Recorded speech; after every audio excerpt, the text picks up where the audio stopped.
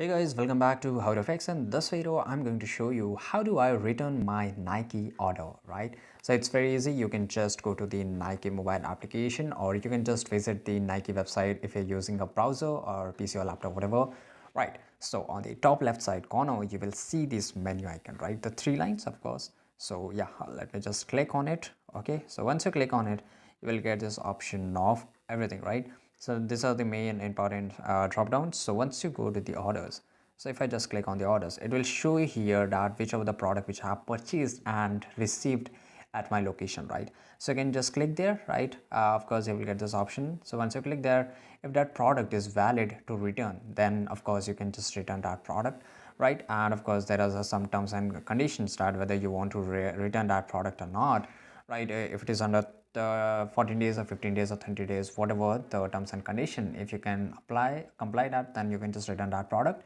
right? And of course make sure that whenever the delivery guy comes to your house or offices, wherever, so make sure you pack the product properly, that how you have received, right? So yeah, this is how you can just return product. It's pretty easy to do it.